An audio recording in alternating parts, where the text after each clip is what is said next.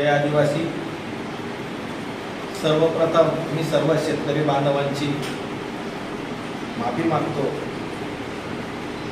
29 तारखेला मीटिंग होणार होती आणि सर्वसाधारण मीटिंग, आणि त्या मीटिंगला माझे सर्व संचालक मंडळ बंधू भगिनी उपस्थित होतो आणि मीच त्या ठिकाणी नव्हतो। काही अति महत्त्वाच्या कामासाठी मी त्या मीटिंगला हजर राहू शकलो नाही, त्यामुळे मी दिलगिरी व्यक्त करतो। आणि त्या ठिकाणी बऱ्याचशा सदस्यांनी आणि जे कारखान्याशी ज्यांचा काही संबंध नाही, जे सभासद नाही, अशा काही लोकांनी त्या टाउन हॉलच्या ठिकाणी मीटिंग ठेवली होती। त्या ठिकाणी बरेच आरोप हे संचालक मंडळावर केले। तर त्या संचालक मंडळाने ज्या 1.5 वर्षामध्ये जे केलेलं कार्य आहे ते आपल्या समोर मी मांडतो आहे, आणि त्यांनी जे जे आरोप केलेले आहेत त्या आरोपांना प्रत्युत्तर देण्याचं हे माझं काम आहे। जर आम्ही भ्रष्टाचार केला असता तर आम्ही ही जनरल निवडणूक जी आहे किंवा जी जनरल बॉडी आहे किंवा वर्ष सर्वसाधारण सभा आहे ही आम्ही आयोजितच केली नसती। ज्या पद्धतीने 25 वर्ष ज्यांनी हा कारखाना चालवला, माजी चेअरमन आणि विद्यमान आमदार त्यांनी 25 वर्ष हा कारखाना चालवला। त्या 25 वर्षामध्ये त्यांनी 25दा सुद्धा सर्वसाधारण मीटिंग घेतलेली नाही। आमचं संचालक मंडळ हे तर 1.5 वर्ष झालं, त्या मंडळाच्या आमच्या मासिक मिटिंगा या दर महिन्याला होत असतात। आमची वार्षिक सर्वसाधारण सभा ही मागच्या वर्षीही झाली, या वर्षीही झाली। ही जनता बघत आहे, जनता काही मूर्ख नाही, जनताला सगळं समजत आहे। हा 25 वर्ष कारखाना तुम्ही चालवला, या 25 वर्षामध्ये तुम्ही काय घोटाळे केले, तुम्ही काय भ्रष्टाचार केला हे जनतेला माहिती आहे। जर तुम्हाला कारखाना व्यवस्थित चालवता आला असता तर तुम्ही भाड्याने दिला नसता। तुमची कुवत नव्हती म्हणून हा तुम्ही दुसऱ्याला कारखाना चालवायला दिला। आजही या कारखान्यावर 50 कोटी रुपये कर्ज आहे। आदिवासी सहकारी साखर कारखान्यावर 50 कोटी रुपये कर्ज आहे। हे या नवीन संचालक मंडळाने नाही केलेलं आहे, हे तत्कालीन संचालक मंडळ चेअरमन आणि विद्यमान आमदार शिरीष नाईक यांनी केलेलं आहे। त्यांनी त्याचं पहिले उत्तर द्यावं की 50 कोटी रुपये हा कस काय या कारखान्यावर भुर्दंड बसला, आणि प्लस हे 40 कोटी रुपये जो एक्सपेन्शनचा जो खर्च आहे तो 40 कोटी रुपये, असे 90 कोटी रुपये या आदिवासी सहकारी साखर कारखान्यावर आजही घेणं आहे। मग तुम्हाला कारखाना चालवता आला नाही, आणि जे चालवायचा प्रयत्न करत आहेत त्यांना तुम्ही त्रास देत आहेत। ज्या पद्धतीने 2 गळीत हंगामासाठी आम्ही द्वारकाधीश कारखान्याला NOC दिली, नो ऑब्जेक्शन सर्टिफिकेट दिलं, आणि तेव्हा त्यांना त्या साखरेच्या तारणापोटी त्यांना कर्ज मिळालं। आजही आमची तीच भूमिका आहे। आम्ही त्यांना NOC द्यायला सर्व संचालक मंडळ तयार आहे। आमच्या संचालक मंडळाने ठरवलं की हो, कारखाना चालू झाला पाहिजे, शेतकऱ्यांना त्यांचा हक्काचा ऊस या कारखान्यामध्ये, आदिवासी कारखान्यामध्ये दिला गेला पाहिजे, आणि त्या अनुषंगाने आम्ही त्यांना NOC द्यायला तयार आहे। पण द्वारकाधीश कारखान्याचं आडमुठी धोरण आहे की ते म्हणतात की या संचालक मंडळाने आम्हाला हा कारखाना गिरवी ठेवून आम्हाला 20 कोटीचं कर्ज पाहिजे। हा कारखाना भरत गावित आणि त्यांच्या संचालक मंडळाचा नाही, हा कारखाना जनतेचा आहे, हा कारखाना स्थानिक स्वराज्य संस्थेचा आहे। या कारखान्यामध्ये जे जनमत आहेत, जे शेतकरी बांधव आहेत, जे सर्वसाधारण सभेमध्ये हा विषय चर्चेला जाईल, आणि सर्वसाधारण सभेमध्ये जर त्या जनता जनार्दनने सांगितलं, जे या कारखान्याचे खातेदार आहेत, ज्यांच्याकडे शेअर्स आहेत, त्यांनी सांगितलं की हो, द्वारकाधीशला हा कारखाना तुम्ही गहाण ठेवण्यासाठी 20 कोटी रुपये त्यांना उचल घेण्यासाठी तुम्ही परवानगी द्या, मी देईन। पण मी मालक नाही, मी त्या ठिकाणी एक शेतकऱ्यांचा प्रतिनिधी म्हणून मी बसलेलो आहे। उद्या उठून हा जर चुकीच्या पद्धतीने जर दिला गेला तर जनता मला कधीही माफ करू शकणार नाही। ज्या पद्धतीने चुकीच्या पद्धतीने यांनी करारनामा केला द्वारकाधीश कारखान्याबरोबर, आणि हा कारखाना 15 वर्षासाठी भाडेपट्ट्यासाठी त्यांना दिला। खुर्ची सहित जी खुर्ची आहे कारखान्याची, त्या खुर्ची सहित यांनी हा कारखाना 15 वर्षासाठी चालवण्यासाठी दिला। आणि जेव्हा दिला तेव्हा त्यांनी सर्वसाधारण सभा घेतली नाही, आयत्या वेळेच्या विषयामध्ये हे विषय मंजूर केले.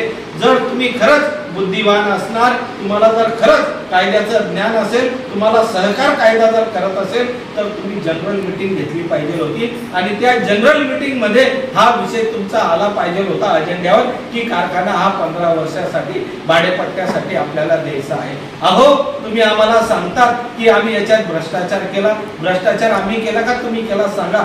ज्या वेळेस हा आदिवासी कारखाना तुम्ही भाडे तत्वाने चालवणारा द्वारकाधीश कारखान्याला दिला, त्याच धर्तीवर चोपडा सहकारी साखर कारखाना हा सुद्धा पुण्याच्या कंपनीने घेतला आणि त्या कंपनीचं भाडं आणि त्याचं क्रशिंगचं जे भाडं आहे, क्रशिंगचं जे कमिशन आहे, त्याच्यामध्ये तफावत आहे.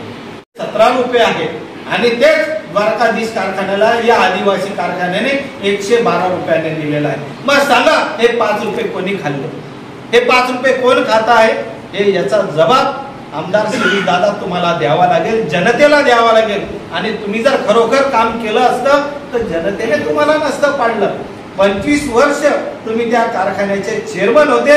एक साधारण सदस्य तुम्हाला त्या ठिकाणी त्या निवडणुकीमध्ये पाडतो, याचा अर्थ जनतेने तुम्हाला नाकारलेला आहे आणि येणाऱ्या दिवसामध्ये सुद्धा तुम्हाला जनता नाकारल्याशिवाय राहणार नाही. ज्या पद्धतीने या आदिवासी सहकारी साखर कारखान्यामध्ये आम्ही ऊसतोड वाहतूक मजदुरांचे 17-18चं पेमेंट हे थकलेलं होतं, ते पेमेंट आम्ही त्या द्वारकाधीश कारखान्यावाल्यांकडनं त्यांना मिळवून दिलं, हे कुठंतरी यांना दुखत आहे. ज्या पद्धतीने 25 वर्षापासून आमचे जे कर्मचारी बांधव आहेत, जवळजवळ 95% कर्मचारी बांधव हे आदिवासी बांधव आहेत आणि बाकीचे 5% इतर बिगर आदिवासी बांधव आहेत. त्यांचा सगळ्यांचा विचार करून आम्ही त्यांचे पैसे जवळजवळ 2 कोटी रुपये त्यांचे अडकलेले होते. 2 कोटीपैकी 1 कोटी रुपये आम्ही त्यांचे 1 कोटी 2 लाख रुपये त्यांना त्या याच्यातनं आम्ही कारखान्याच्या याच्यातनं त्यांना परत केले, सहपार परत केले. कोणाचा 1 रुपयाचा सुद्धा बांधिलकी नाही. त्याच्यासाठी बऱ्याचशा अडचणी येत होत्या. सहकार आयुक्त सहसंचालक यांच्या परवानग्या घेऊन मी माझ्या पतसंस्थेमध्ये खातं उघडलं आणि त्याचीही परवानगी ही सहसंचालकांनी मला दिलेली आहे. त्याचं सबूत हे माझ्याकडे आहे, ते तुम्हाला आपल्याला बघायला मिळेल. मित्रांनो, शेतकरी बांधवांनो, आम्ही इथं सेवा देण्यासाठी आलेलो आहोत. आम्ही कुठलाही भ्रष्टाचार करण्यासाठी आलेलो नाही. ज्या कर्मचाऱ्यांचे आम्ही 350 कर्मचाऱ्यांचे पैसे मिळवून दिले, त्यांच्याकडनं या संचालक मंडळाने 1 रुपया सुद्धा कमिशन घेतलं नाही किंवा 1 रुपया सुद्धा त्यांचा चहाचा आम्ही बांधलेलो नाही. फक्त आम्ही बांधलेलो असू त्या लोकांच्या प्रेमाचे आम्ही बांधलेलो आहोत आणि त्या प्रेमापोटी आम्ही त्यांना ते पैसे मिळवून दिले. आणि त्याच्यात जर आम्ही भ्रष्टाचार करायचं असतं तर मला व्यापाऱ्यांनी सुद्धा आम्हीच दाखवलं होतं की तुमच्या संचालक मंडळासाठी आम्ही अमुक काहीतरी तुम्हाला मदत करू, पण तुम्ही पहिले व्यापाऱ्यांचं देणं देऊन द्या, त्याच्यानंतर तुम्हाला काही कर्मचाऱ्यांचं द्यायचं असेल तर द्या. पण मी त्यांना साफ व्यापाऱ्यांना नाकारलं नाही.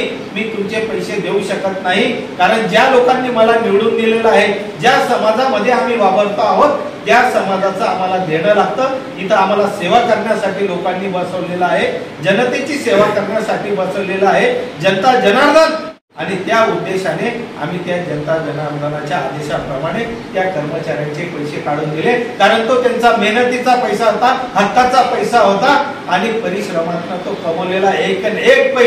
यांनी 25 वर्षात त्यांना लाज वाटायला पाहिजे. यांनी 1 रुपया सुद्धा त्यांना दिला नाही. त्यांचे सगळे पैसे आम्ही काढून दिले आणि उर्वरित पैसे सुद्धा आम्ही त्यांचे देणार होतो. पण नोव्हेंबरचं 50 लाख रुपये आम्हाला भाडं मिळालं नाही. जे आमचं क्रशिंगचं भाडं होतं, जे आमचं 112 रुपये या टनाप्रमाणे जवळजवळ आमचं 1,48,500 इतकं क्रशिंग झालं होतं आणि त्या क्रशिंगचे पैसे 1 कोटी जवळजवळ 27 लाख 2 कोटी 27 लाख रुपये आम्हाला हे त्यांच्याकडनं कमिशन मिळणं अपेक्षित होतं. पण त्यांनी द्वारकाधीश कारखान्याने सांगितलं की तुमचं जे तुम्ही 20 कोटी रुपये घेतलं आहे त्याचं 12% 2 कोटी 40 लाख रुपये व्याज होतं, उर्वरित 13 लाख रुपये तुम्ही आम्हाला द्या. कारखान्याचं उत्पन्नच काही नाही आहे।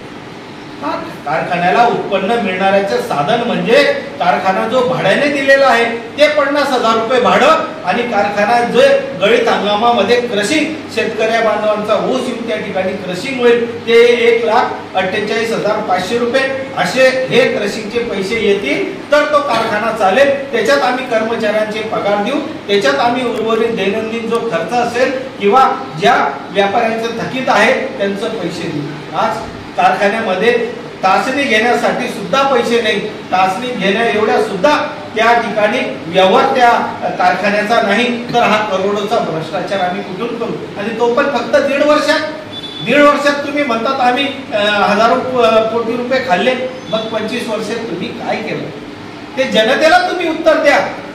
आमचा तुम्ही दीड वर्षाचा हिशोब मागता आहे, 25 वर्षात मध्ये मग तुम्ही किती भ्रष्टाचार केला त्याचं जनतेला उत्तर द्या। आज जे पण आम्ही करतो आहोत लिगली आम्ही शासनाकडनं परवानगी घेतली आहे, सहसंचालकाकडनं परवानगी घेतलेली आहे, आणि हो आम्ही ज्या पद्धतीने कारखान्यामध्ये अतिक्रमण होत चाललेलं आहे त्याच पद्धतीने ती कारखान्याची 25 वर्षामध्ये तुम्हाला माहितीही नाही कारखान्याची जागा किती आहे, पण आम्ही रीतसर कारखान्याची मोजणी करण्यासाठी फी भरली, कारखान्याची मोजणी आम्ही केली, आणि कारखान्यामध्ये अतिक्रमण होऊ नये, कारण हा कारखाना आदरणीय नाईक साहेब आणि लोकनेते माणिकराव दादा यांच्या स्वप्नाची ही पूर्तता आहे। त्यांनी स्वप्न बघितलं की माझा आदिवासी बांधव याचं जीवनमान उंचवण्यासाठी आपल्याला हा कारखाना काढावा लागेल, आणि हा त्यांनी कारखाना काढला। आणि हो तुम्हाला लाजा वाटल्या पाहिजे, तुम्ही हा कारखाना दुसरीकडे घाण ठेवला आणि आम्हाला विचारतात की भ्रष्टाचार केला। अहो खरं तर तुम्ही हे पाप केलेलं आहे, 25 वर्षामध्ये हा कारखाना तुम्ही घाण ठेवलेला आहे, आम्ही नव्हे। त्या कारखान्यामध्ये जे अतिक्रमण होत चाललेलं आहे ते अतिक्रमणला आळा बसला पाहिजे, आणि त्या ठिकाणी आपली आराध्य दैवत देवमुद्रा माता ही आदिवासींची कुलदैवत आहे, त्या देवमुद्रा मातेचं मंदिर आणि सुशोभीकरण आम्हाला करायचं आहे। अहो 25 वर्षामध्ये तिथं तुम्ही झाडू सुद्धा मारले नाही, आजूबाजूला इतके काटा कचरा होता, ते सगळं साफसफाई आम्ही केली। हो आम्ही धार्मिकता आहोत, आम्ही धार्मिकतेचे पुजारी आहोत, आम्ही समाजामध्ये जी चांगल्या गोष्टी आहेत त्याला आम्ही पूजणारे लोक आहोत, आम्ही आदिवासी लोक आहेत, जाती रिवाजाप्रमाणे आम्ही आमच्या देवी देवतांचा मान सन्मान करतो, आदर तिथे करतो, पूजा पाठ करतो। त्याच अनुषंगाने त्या ठिकाणी आम्हाला देवमुद्रा मातेचं सुशोभीकरणाचं काम करायचं होतं, आजूबाजूला कंपाऊंड करायचं होतं, पेवर ब्लॉक बसवायचे होते, लाईट बसवायचे होते। अहो साधा लाईटचा बल्ब सुद्धा तुम्ही त्या ठिकाणी बसवला नाही, कनेक्शन सुद्धा त्या ठिकाणी नाही, ते कनेक्शन आम्ही त्या ठिकाणी ठेवलं। त्या देवमुद्रा मातेच्या इथं आम्ही सुशोभीकरणाच्या कामासाठी टेंडर मागवलं, पण जेव्हा आम्ही टेंडर मागवलं आम्ही काम करणार होतो, आणि जेव्हा आमचा हा पैसा अडकला तेव्हा आम्ही त्यांना जो ऍडव्हान्स पोटी दिलेली रक्कम होती ती परत आम्ही त्यांच्याकडनं व्याजासहित घेतली। हा आम्ही जर भ्रष्टाचार केला असता, जर जे पैसे त्या सुशोभीकरणासाठी लावले असते आणि खाऊन गेलो असतो आणि सुशोभीकरण केलं नसतं तर आम्ही नक्की दोषी होतो। पण भगवंताच्या नावाखाली आम्ही पैसे चालणारे नाही, भगवंताच्या नावाखाली देवमुद्रा आई मातेच्या नावाखाली पैसा चोरणारा हा भरत गावित नाही किंवा हे संचालक मंडळ नाही। भगवंताने भरपूर दिलेला आहे, आणि माझे हात नेहमी असे असतात दादा, तुम्हाला माहिती माझे हात हे असे नसतात, माझे हात नेहमी असे असतात, एवढं लक्षात ठेवा। आजपर्यंत कोणीही भरत गावितवर 1 रुपयाचा आरोप केलेला नाही। तुम्ही माझ्या शेतामध्ये येऊन बघा, माझी गोशाळा आहे, रोज माझ्या गोशाळेमध्ये मी माझ्या शाळेमध्ये माझ्या गायींचं मी सेवा करत असतो, रोज त्यांच्यासाठी दाना पाणी हे करत असतो। महिन्याचा माझा स्वतःचा खर्च हा लाखो मध्ये आहे, तर मी त्या कारखान्यामधनं मला काय भेटेल, अपेक्षा काय? अहो जर मला खायचं राहिलं असतं 25 वर्ष तुमच्या बरोबर होतं, खरं सांगा तुम्ही जर तुमच्या आई बापाच्या पोटचे असतील, भरत गावितला काय कमिशन दिलं तुम्ही? भरत गावितला 1 रुपया सुद्धा कमिशन दिलं का? आणि मी मागितलं का तुमच्याकडनं? मी कधीच मागितलं नाही। सगळे तुम्ही ठेके तुमच्याकडे होते, मोलॅसिस तुम्ही वापरायचे, बगॅस तुम्ही वापरायचे, कारखान्याचे जे तुम्ही साखर निघायची लिलावाचे ठेकेदार तुमचे आहेत। चौकशी करा, तुमचे फोन टॅपिंग करा, तुम्ही त्यांच्याकडनं किती कमिशन खाल्लं आहे, त्यांच्याकडनं किती पैसे घेतलेले आहे, इलेक्शन मध्ये त्यांच्या घरामध्ये किती पैसे ठेवलेले आहे, ते सगळं तुम्ही जनतेसमोर आणा। बरोबर आहे? भ्रष्टाचार कोणी केला? आम्ही केला का? सोडणार नाही आणि तुम्ही केला असेल तर जनता बी तुम्हाला सोडणार नाही. पण लक्षात ठेवा, हा कारखान्यावर राजकारण करू नका. राजकारण करण्यासाठी बऱ्याचशा जागा आहेत. शिरीष दादा, तुम्ही मैदानात या, आम्ही पण मैदानात आहोत, पण हे राजकारण करण्याचं क्षेत्र नाही. कारण ही सहकारी संस्था आहे. आदरणीय नाईक साहेब, आदरणीय माणिकराव दादांनी संस्था उभी केली आहे. अहो, तुम्ही जर खरोखर नाईक साहेबांचे वारस राहिले असते तर तुम्ही बोलले असते, भरत भाऊ मी तुमच्या बरोबर आहे, चला हा द्वारकाधीश कारखाना कसा आपला कारखाना गळीत हंगाम चालू करत नाही, आपल्या शेतकऱ्यांचं नुकसान आहे, आदिवासी बांधवांचं नुकसान आहे, चला मी तुमच्या बरोबर येतो, कारण याच्या बरोबर मी करार केलेला आहे, हा कारखाना तुला चालू करावा लागेल. चालू करण्यासाठी तुम्ही मी जर एकत्र आलो असतो तर या द्वारकाधीशला हा कारखाना चालू करायला आपण भाग पाडलं असतं. पण त्याच्यातही तुम्ही राजकारण करता आहे. लाज वाटली पाहिजे तुम्हाला, की वाटते तुमची की तुम्ही अशा पद्धतीने राजकारण करत आहे. त्या शेतकऱ्यांना तुम्ही सोडत नाही, त्या शेतकऱ्यांसाठी तुम्ही सुद्धा त्या सहसंचालकाला पत्र देतात. आणि तो तुमचा एक तीन पाठ माणूस तो पत्र लिहितो, तक्रारी करतो की हे संचालक मंडळ बरखास्त करा. या संचालक मंडळाने काय खाल्लेलं आहे? अहो, हा कारखाना तर तुम्ही बेकायदेशीररित्या भाडेपट्ट्याने त्यांना दिलेला आहे, आम्ही दिलेलं नाही. उद्या जर ही सगळी चौकशी झाली, आम्ही नाही तुम्ही जेलमध्ये जाणार आहे. आणि तो जो तुमचा कर्मचारी आहे ना, तो दिलीप पवार, त्याने आदिवासींच्या नावावर लाखो करोडो रुपये खाल्लेले आहेत, बोगस ऊस त्याने टाकलेला आहे, त्याची चौकशी चालू आहे. आज ना उद्या तो त्या गजाआड तो होणारच आहे. इतका भ्रष्टाचार तुमच्या लोकांनी केलेला आहे. ज्याचं टन 10 असेल त्या ठिकाणी 15 टन तुम्ही दाखवलेला आहे. असा पैसा तुम्ही तिथून कमवलेला आहे. करोडो रुपये तुमच्याकडे आहेत. आज तुमच्याकडे जी प्रॉपर्टी आहे ही सगळी आदिवासीच्या कारखान्याच्या जीवावर कमवलेली आहे. याचं सुद्धा गवाड निघाल्याशिवाय राहणार नाही. जनता तुम्हाला माफ करणार नाही. हो, आम्ही जनतेचे सेवक आहे, जनतेसाठी आम्ही काम करणार आहोत. ज्या पद्धतीने द्वारकाधीश बरोबर तुम्ही करार करून दिला आहे 15 वर्षाचा, तो जर करार तुम्ही आज संपुष्टात आणा, उद्या कारखाना आज संचालक मंडळ जर नाही केलं तर राजकीय संन्यास घेऊन गेल. पण हा कारखाना आम्ही सुद्धा चालू करू शकतो. पण शेवटी कायद्याने आमचे हात बांधलेले, तुम्ही हात बांधून ठेवलेले आहेत. तुम्ही त्याला कारखाना घाण दिलेला आहे आणि त्या कारखान्याला सांगितलेलं आहे की 15 वर्षापर्यंत हा कारखाना तुम्ही चालवा. जर करार केला नसता तर आज सुद्धा तो कारखाना चालवण्यासाठी हे संचालक मंडळ सक्षम आहे. 4, 5, 10 कोटी रुपये आम्ही स्वतः गिरवी राहिलो असतो, पण हा कारखाना चालू केला असता. पण दुर्दैव एवढंच आहे की हा कारखाना चालू करण्यासाठी आमच्याकडे परवानगी नाही. ती परवानगी शासनाने तुम्ही त्या द्वारकाधीशला दिलेली आहे. त्याच्यामुळे तो द्वारकाधीश जो निर्णय घेईल तो तुम्हाला बघावा लागेल. पण आम्ही पण गप्प बसणार नाही. आम्ही आमच्या लोकांची अस्तित्वाची लढाई लढू, हा कारखाना चालू करायला लावू. एक टिपरा सुद्धा किंवा द्वारकाधीशला आदिवासीचं जाऊ देणार नाही. जोपर्यंत आदिवासी सहकारी साखर कारखाना हा द्वारकाधीश चालू करणार नाही, तोपर्यंत आदिवासींचा एक सुद्धा टिपरा त्या द्वारकाधीश पर्यंत आम्ही जाऊ देणार नाही. हे आमचं संचालक मंडळाने ठरवलेलं आहे. कारण हा आदिवासींचा कारखाना आहे. आदिवासींचा कारखाना तुम्ही घेतलेला आहे, तुमच्या स्वार्थापोटी द्वारकाधीशने घेतलेला आहे. काय जाईल? फक्त 50 लाख रुपये यांचा खर्च होईल, 50 लाख रुपये भाडं जाईल. पण हा सगळा ऊस तो द्वारकाधीशला घेऊन जाईल. द्वारकाधीशला घेऊन गेल्यानंतर तिथं मोलॅसिस बगॅस आणि इथेनॉल तो काढेल, तिथं 2 पैसा त्याला मिळेल. तो व्यापारी आहे, तो शेतकरी नाही. आम्ही शेतकरी आहोत, शेतकऱ्याचे पोरं आहोत. आम्हाला हा कारखाना जिवंत ठेवायचा आहे. कारण ज्या आमच्या बापाने, तुमच्या वडिलांनी, माझ्या वडिलांनी हा कारखाना सुरू केलेला आहे, त्यांच्याबरोबर बरेचसे दिवंगत जे जुने लोक आहेत ते नाही आहेत, पण बाकी लोक आहेत. हा कारखाना आम्हाला जिवंत ठेवायचा आहे, शेतकऱ्यांसाठी जिवंत ठेवायचा आहे. आणि जोपर्यंत आमच्या जीवात जीव राहील तोपर्यंत हा आदिवासी कारखाना जिवंत राहणार आहे. या कारखान्याला आम्ही बंद पडू देणार नाही. जर द्वारकाधीशने सांगून गेलं की हा कारखाना मी चालवण्यासाठी असमर्थ आहे, दुसऱ्या दिवसापासून हे संचालक मंडळ तो कारखाना चालवण्यासाठी समर्थ राहील. एवढंच या निमित्ताने सांगतो. द्वारकाधीश आणि शिरीष नाईक हे दोघे मिळून हा कारखाना बंद पाडण्याच्या स्थितीमध्ये आहेत. कारण दोघी भागीदार आहेत, दोघी एकमेकांनी दोघांनी करार केलेला आहे. आणि जे चोपडा कारखान्याला 117 रुपयाचं कमिशन मिळत आहे, ते आदिवासी कारखान्याला 112 रुपयाचं मिळत आहे. म्हणजे 5 रुपये कुठंतरी गलफत झालेले आहे आणि ते छुप्या मार्फत यांना नक्कीच मिळत असेल. म्हणून हे मिलीभगत करत आहेत. अहो शिरीष दादा, तुम्ही आमदार आहेत, लोकप्रतिनिधी आहेत, तुम्हाला सुद्धा या शेतकऱ्यांच्या मतांची गरज आहे. आणि तुम्ही हा शेतकऱ्यांसाठी कारखाना चालू होऊ नये, स्वतःचं मत वाढवण्यासाठी तुम्ही आदिवासींची हालअपेष्टा करत आहेत. लाजा वाटू द्या. हा कारखाना आदिवासींचा आहे. हा जर कारखाना जर चालला तर हजारो शेतकऱ्यांचे चुले जळतील, हजारो कर्मचाऱ्यांचे घरं चालतील. कारण या ठिकाणी 80 ते 90% हे कर्मचारी हे आदिवासी बांधव आहेत. आज त्यांच्यावर उपासमारीची वेळ आलेली आहे. हंगामी कर्मचारी बिचारे आस लावून बघताय की हा कारखाना कधी चालू होईल. त्या हंगामी कर्मचाऱ्यांची आज बिचाऱ्यांची वाईट अवस्था आहे. त्यांना कोणी विचारत नाही आहे. पण हाच करार जर 3 महिने अगोदर झाला असता, हंगामी लोकांनी काम केलं असतं, त्यांना सुद्धा रोजगार मिळाला असता. पण हे पाप सगळं शिरीषदादा तुमच्यामुळे घडतं आहे. आजही मी या पत्रकार बांधवांच्या मार्फत मेसेज देतो, द्वारकाधीश कारखान्यावाल्याला बोलवा, तुम्ही बसा, मी बसतो. हा कारखाना कसा चालू होत नाही त्याच्यासाठी आपण प्रयत्न करू.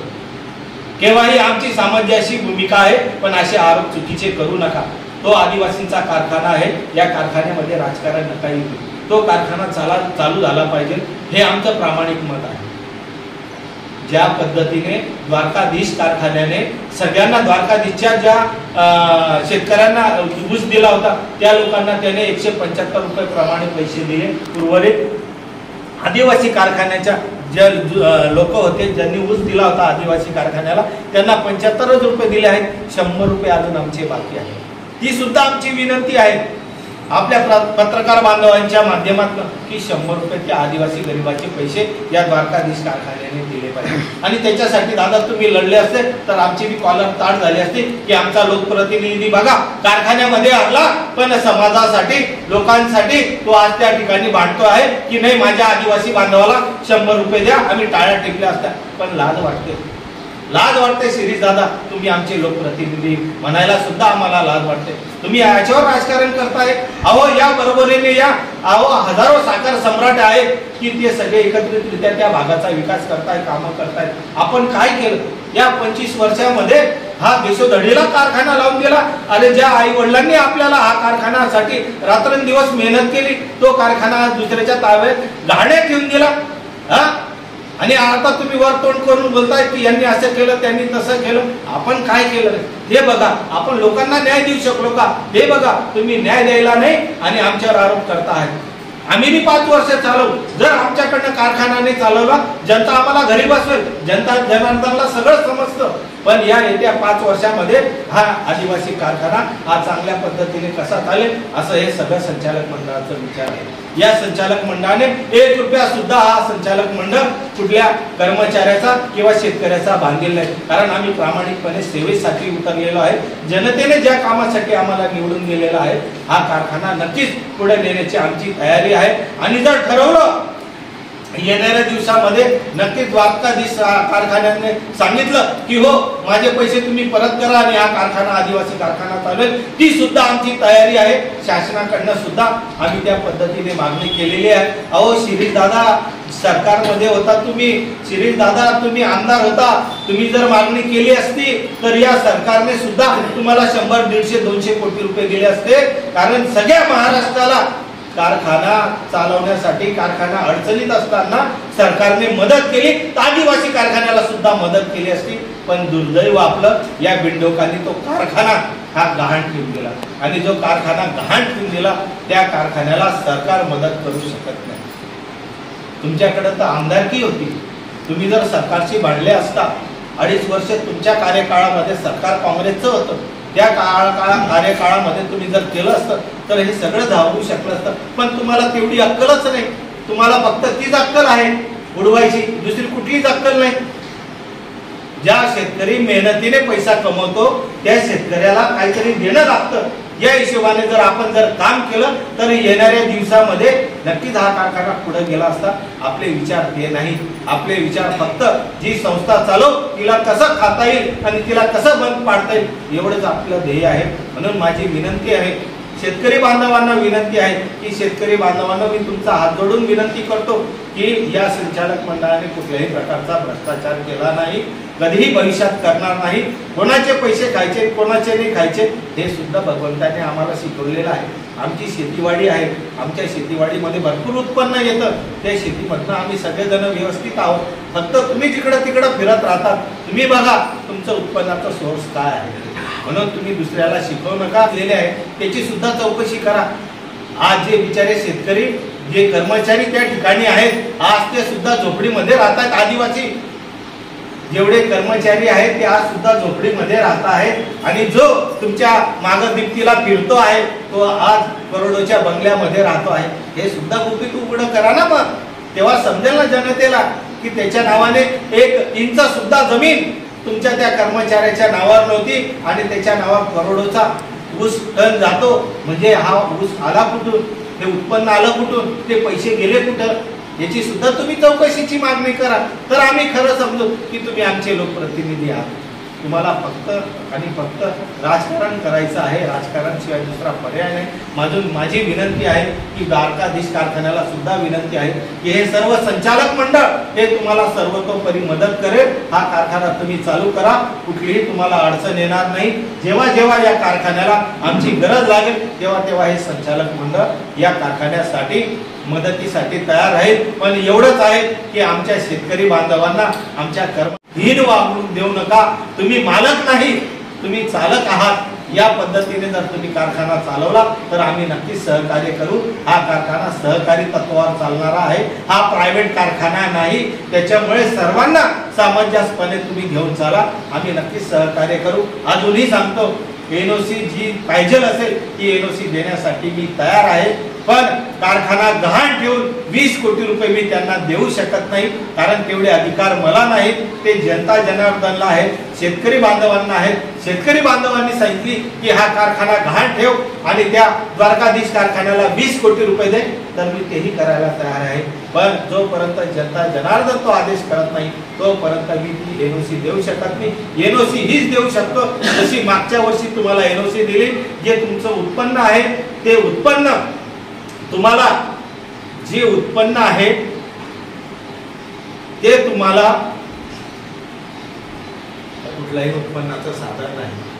त्याच्यामुळे कोणाकडनं तरी व्यापारी बांधवांकडनं तो कारखाना दैनंदिन व्यवहार चालवण्यासाठी कागदपत्र लिहिण्यासाठी संचालक ऑफिसचं उपसंचालक यांचं साखर आयुक्तांना वेळोवेळी पत्रव्यवहार करावा लागतो, मेल करावा लागतो. याच्यासाठी कारखान्याकडं कुठलाही निधी नाही, कुठलाही पैसा नाही.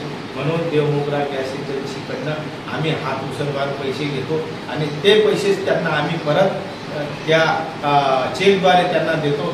याच्यामध्ये कुठल्याही प्रकारचा भ्रष्टाचार नाही. जर त्यांच्याकडनं घेतो त्यांना जर चेक नाही देत असेल तर हा 1 नंबरमध्ये येणारा व्यवहार आहे आणि तो 2 लाखाचा जो व्यवहार आहे तो तुम्ही ऑडिटने बघू शकता की आम्ही कशासाठी ते पैसे घेतले होते. त्याचे बिल पण आमच्याकडे आहेत, ते कुठं कुठं गेले. आता साखर संचालकांकडे आम्हाला जावं लागतं तर येण्या जाण्याचं भाडं सुद्धा लागतं. कशासाठी हे करणार. आमच्याकडं गाडी नाही, ती गाडी आहे ती पण त्यांच्याकडे आहे. एक गाडी आहे एमडीची गाडी आहे ती आहे, पण तिच्यात बी पेट्रोल भरण्यासाठी डिझेल भरण्यासाठी आमच्याकडं नाही. मला स्वतः डिझेल टाकून द्यावं लागतं आणि त्या लोकांना पाठवावं लागतं. मग असं जर हे गाडं चालू आहे तर कुठे ना कुठं तरी ह्या दैनंदिन खर्चासाठी कोणाकडनं तरी आम्हाला पैसे घ्यावे लागतील. म्हणून तो आम्ही त्यांच्याकडनं हात उचलवार पैसे घेतलेले आहे. त्याच्यात भ्रष्टाचार झालेला नाही. तुम्हाला हिंदुस्थानमधनं कोणाकडनं ऑडिट करायचं असेल त्यांच्याकडनं तुम्ही ऑडिट करा. तुम्हाला जो सीए लावायचा त्या सीए कडनं तुम्ही ऑडिट करून घ्या. आमच्या केसा एवढा सुद्धा आम्ही जर भ्रष्टाचार केला असेल तर आम्ही हे सर्व संचालक मंडळ हे राजीनामा द्यायला तयार आहोत, पद सोडायला तयार आहोत. पण चुकीचे आरोप करू नका, एवढंच या निमित्ताने सांगतो.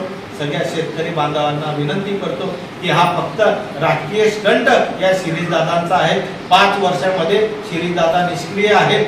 शिरीषदादांनी कुठल्याही विकासाचे कामं या नवापूरसाठी केलेले नाहीत, नवापूरच्या जनतेसाठी केलेले नाहीत. त्याच्यामुळे कुठेतरी या गोष्टींना वेगळं वळण द्यायचं आणि लोकांना आपलंसं करायचं म्हणून हे सगळं शिरीषदादांचं स्टंट आहे, राजकीय षडयंत्र आहे. माझी शेतकरी बांधवांना विनंती आहे की यांच्या भूलथापांना बळी न पडता जे संचालक मंडळ आहेत त्यांच्यावर तुम्ही विश्वास ठेवा. येणाऱ्या दिवसामध्ये संचालक मंडळाकडनं जास्तीत जास्त सेवा ही शेतकरी बांधवांची होईल हे या निमित्ताने सांगतो. 25 वर्षामध्ये 25 पैशाची सुद्धा साखर या मागच्या शिरीषदादांनी दिली नव्हती.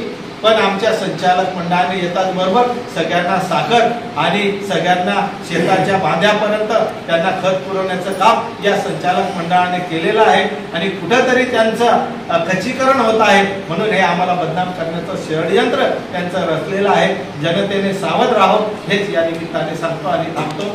जय हिंद, जय महाराष्ट्र, जय भीम, जय आदिवासी।